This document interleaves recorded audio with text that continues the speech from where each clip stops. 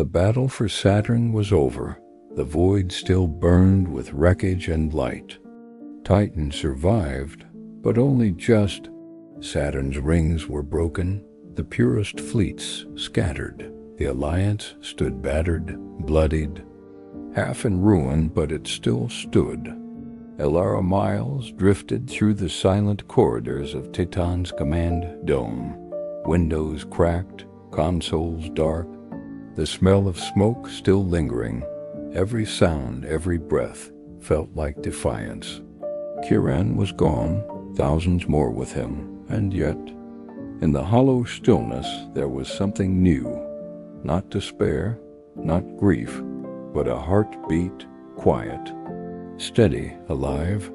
Across the galaxy, the echoes of war rippled outward, the Purists fractured, their zealots turning on one another, the advocates rebuilt, their fleets scattered but inspired, and the neutrals watched, fearful, silent, unsure of what humanity had become.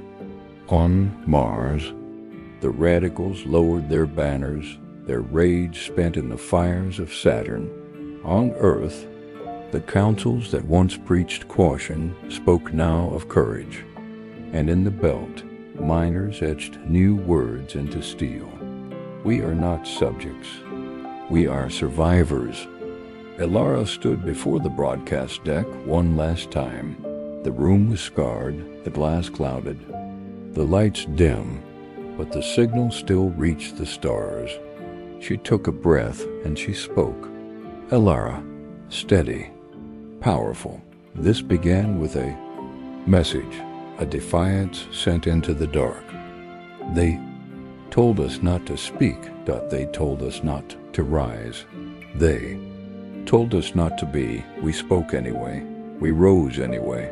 We are the fire that the void could not extinguish. We are the chaos that brings creation. We are the storm that reshapes the sky. The Concord tried to silence us. The Purists tried to destroy us. But humanity endures because we are not perfect. We are alive. The message spread, not just to human colonies, but across the fractured galaxy, to advocate fleets drifting in exile, to alien worlds scarred by war, to children staring up at night skies filled with broken stars. And in 1,000 tongues on 1,000 worlds, one phrase echoed back. We are the fire. Years would pass. New alliances would rise. New wars would come. But history would remember this. The moment the galaxy stopped seeing humanity as noise and began to hear them as music. Elara looked up through the glass at the shattered rings of Saturn. Sunlight broke through the dust, scattering across the void like sparks. She smiled, tired, hollow, but unbroken.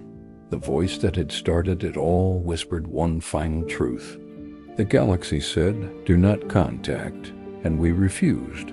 Now, it will never be the same. And in the silence that followed, a new dawn rose, not for one world, not for one species, but for all who dared to survive.